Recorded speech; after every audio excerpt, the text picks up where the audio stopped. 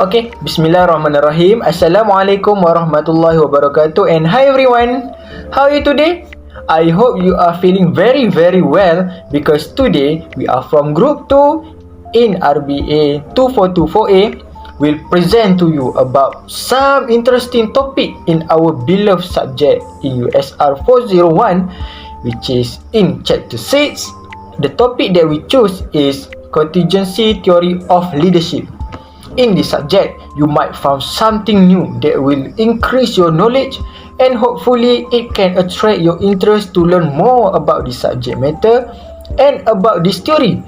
We have something that will be so interesting.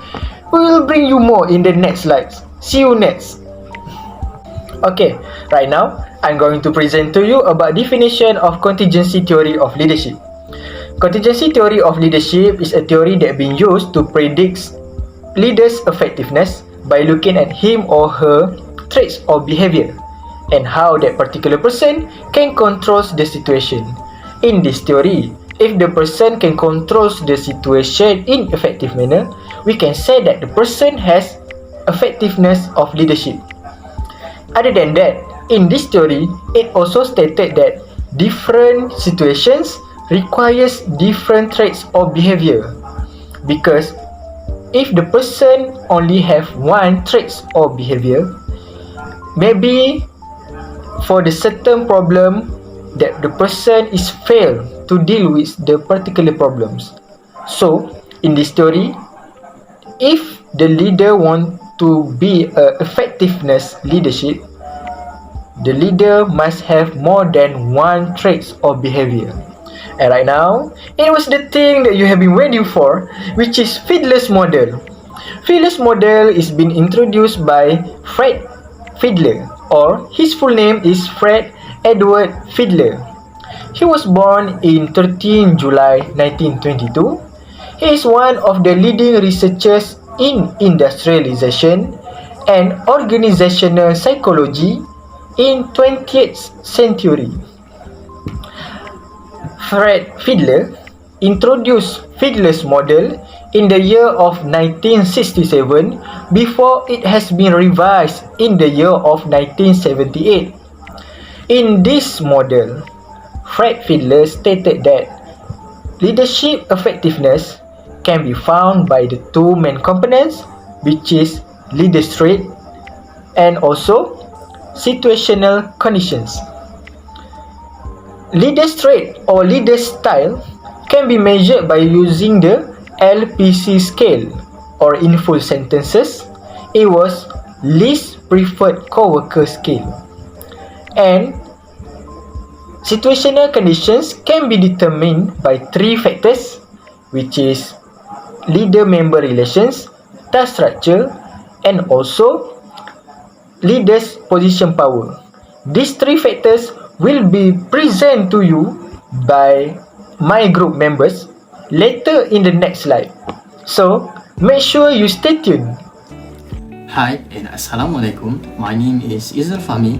So now, I would like to presenting to all of you regarding with the two types leadership style in the Fiedler contingency model, which is task-oriented leader and relationship-oriented leader. Leadership is not a one-size-fits-all concept, and understanding this style is crucial for effective leadership in diverse situations. So now, let's start with the task-oriented leader first. Task-oriented leaders are individuals who prioritize and emphasize the accomplishment of objective goals and tasks within a group or organization. These leaders are primarily concerned with ensuring that the work is completed efficiently and effectively. They focus on defining rules, setting clear expectations, and establishing procedures to achieve desired outcome. Then, the characteristic of this leadership style, which is goal-driven.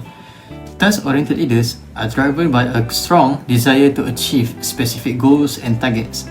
They are result-oriented and often measure success by the successful completion of tasks. The second point is directive leadership style. They tend to be more directive in their approach, providing clear instruction and guidance to their team members. Lastly, the characteristic under this leadership style is emphasis on productivity. Productivity and efficiency are paramount for task-oriented leaders. They are likely to monitor progress closely, identify potential obstacles, and take corrective actions to keep the team on track.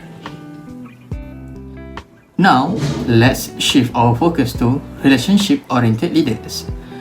Relationship-oriented leaders, on the other hand, are individuals who prioritize building and maintaining positive relationships within their team or organization. These leaders are concerned with the well-being, satisfaction, and interpersonal harmony among team members. They believe that a cohesive and supportive team is essential for achieving long-term success. So next, the characteristic for this leadership style is people-focused. So they invest time and effort in understanding the needs and concerns of their team members, promoting a positive team culture. So the second characteristic is collaborative leadership styles. So they prefer a collaborative and participative leadership style, encouraging input from team members and fostering a sense of inclusivity. The last point for the characteristic of the relationship-oriented leader is conflict resolution skills. Relationship-oriented leaders excel in conflict resolution and promoting a harmonious work environment. They prioritize open communication and constructive feedback. I think that's all for me. Thank you. Assalamualaikum. Hi everyone. My name is Muhammad Zulfikri. Today I want to talk about situational conditions that affect a leader effectiveness. The Fiedler contingency theory is a leadership theory that emphasizes the importance of the leader behavior in the relation to the situational context. According to this model, there are three key situational conditions that influence a leader effectiveness, which is a leader-member relation, task structure, and leader position power. The basic assumption of contingency theory of leadership are that a leader effectiveness depends on the leadership style required by the situation. The theory is a leader can be effective in one situation and ineffective in another, depending on what the situation requires. Let's move into more detail regarding leader-member relation. There are two types of relation. Firstly, high leader-member relation.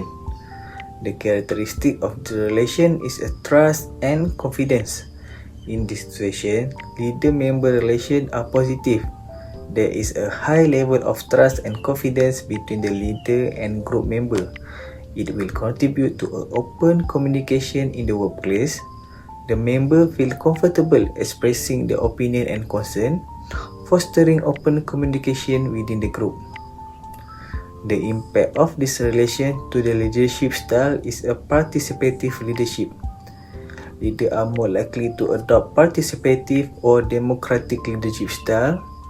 They involve group members in the decision-making process and value their input. Leaders also focus on building and maintaining positive relationship with a group member. They may take time to understand individual needs and concerns. For example, in a work environment where they might conduct a regular team meeting to discuss ideas collaboratively, seek input on important decisions, and encourage a sense of shared responsibility. The second type is a low leader-member relation. The characteristic of this relation is a lack of trust. In this situation, leader-member relations are poor. There may be a lack of trust and confidence between the leader and group members. It will make it difficult to communicate with each other. Members may be hesitant to express their opinion openly, and it will leading to the communication barrier. It also may a negative interaction or unresolved conflict may be exist within the group. And the impact of this relation to the leadership style is a directive leadership. Leader may need to adopt a more directive or maintain control and achieve objective. The clear instruction and supervision will become crucial. Leader will focus more on task accomplishment rather than a building relationship. The emphasis is on achieving goals efficiently.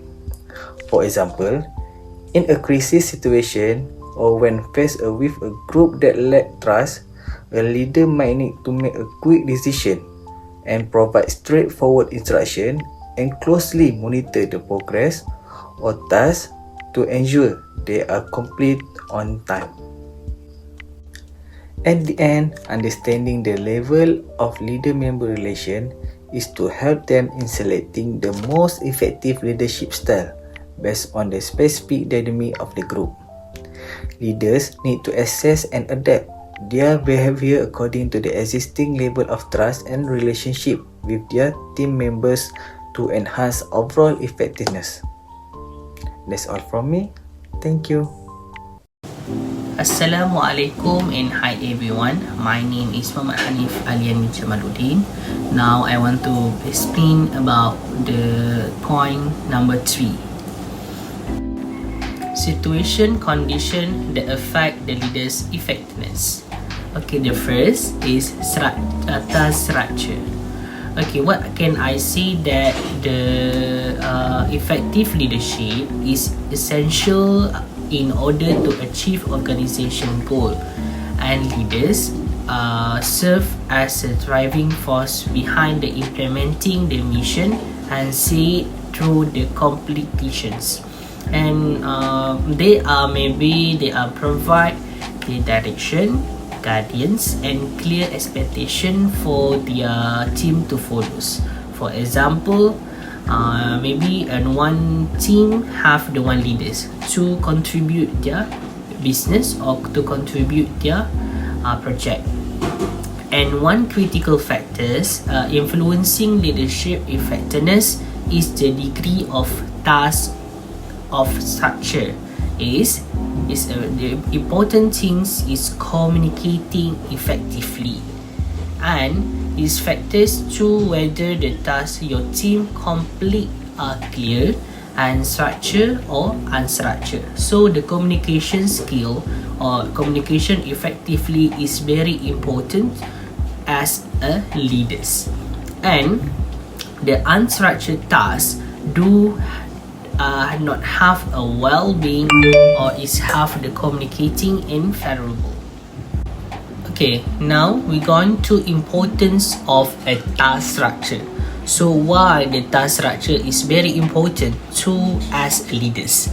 Okay, the first, because it keep employee on task and avoid any confusions or the frustrations. It's very important to make sure any employees get the best of the solutions.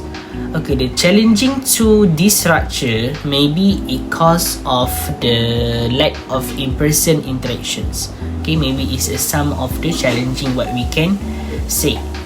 And good leaders are able to create positive work environment, motivate their employees, and provide clear direction and guidance. This can lead to increase effectively and the productivities and more engaged and commitment. What first is the high performing one. Okay, now I want to explain how the strategy. I want to explain the sum of strategy to handling the task structures. Okay, the involve tracking task progress from the beginning to the end, and assigning tasks to team self, and the setting deadline to make sure project are complete on time. So is the best strategies to make sure all the tasks is completed on the one times. Okay, and the last part is position power. Okay, position power is the type of the power you have when you have the specific rank or title in organization. Is usually come with the legitimate powers, which is the formal power to act is the organizations. Okay, now I want to explain a little bit about the reward powers. Okay, reward power, what we can see that is one of many powers created to a manager or leaders that authorize them to give a reward to an employees as the incentive. This type of the power is primarily used as a reward to employee for completing a task or goal and used to encourage more of the same behavior.